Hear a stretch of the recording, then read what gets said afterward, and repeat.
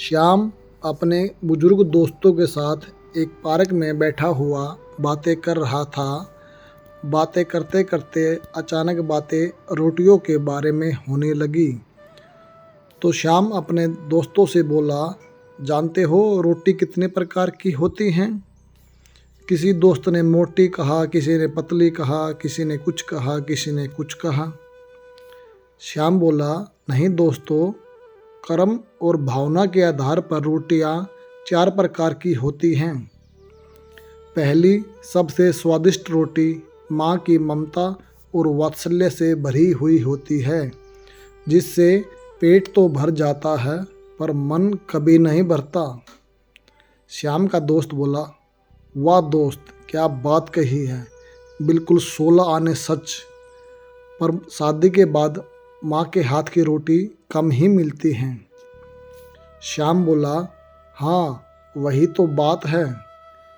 दूसरी रोटी पत्नी की होती है, जिसमें अपनापन और समर्पण का भाव होता है, जिससे पेट और मन दोनों भर जाते हैं।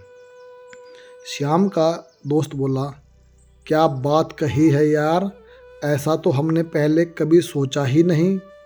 तो फिर तीसरी रोटी किस प्रकार की होती है? श्याम ने कहा, तीसरी रोटी बहू की होती है, जिसमें कर्तव्य का भाव होता है, जो कुछ कुछ स्वाद भी देती है और पेट भी भर देती है तथा वृद्धाश्रम की परेशानियों से भी बचाती है। थोड़ी देर के लिए वहाँ पर चुप्पी छा जाती है। फिर श्याम का एक दोस्त बोला, फिर ये चौथी रोटी कौन सी होती है?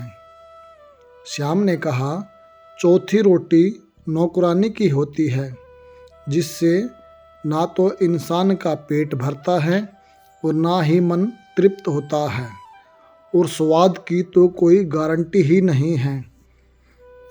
तो फिर श्याम का दोस्त बोला, फिर हमें क्या करना चाहिए? श्याम ने कहा, माँ की हमेशा पूजा करो, पत्नी को सबसे अच्छा दोस्त बनाकर जीवन का आनंद लो, बहू को अपनी बेटी समझो और छोटी मोटी गलतियों को नज़रअंदाज कर दो। बहू खुश रहेगी तो आपको जीते जी घर में ही स्वर्ग का आनंद मिलेगा। यदि हालात चौथी रोटी तक पहुंच जाएं, तो भगवान का शुक्राना करो कि उसने हमें जिंदा रखा है। अब स्वाद पर ध्यान मत दो, केवल जीने के लिए कम खाओ ताकि आराम से बुढ़ापा कट जाए, और सोचो कि हम कितने खुशकिस्मत हैं।